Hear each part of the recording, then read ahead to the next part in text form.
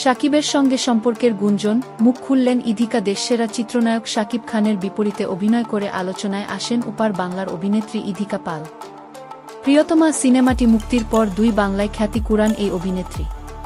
কিছুদিন আগে মুক্তি পেয়েছে ইধিকা অভিনীত খাদান সিনেমা।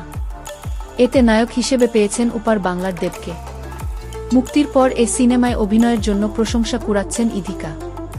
আপাতত এ সিনেমার সাফল্য নিয়েই তার সময় কাটছে।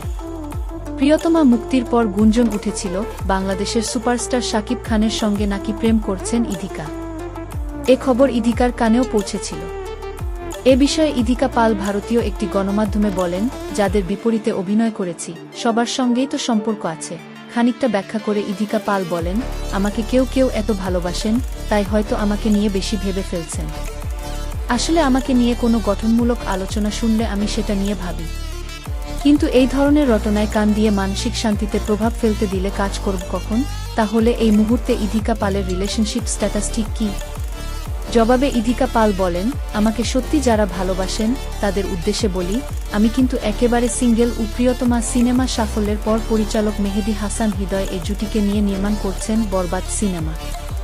গত অক্টোবরে সিনেমাটির বড় অংশের শুটিং হয়েছে মুম্বাইয়ে। সবকিছু ঠিক থাকলে 2025 সালের ঈদুল ফিতরে বাংলাদেশ সহ বিশ্বব্যাপী মুক্তি পাবে সিনেমাটি। নিউজ ডেস্ক, বিশ্ব বাংলার তথ্য ইউটিউব চ্যানেল। সাথেই থাকুন সবসময়। ধন্যবাদ।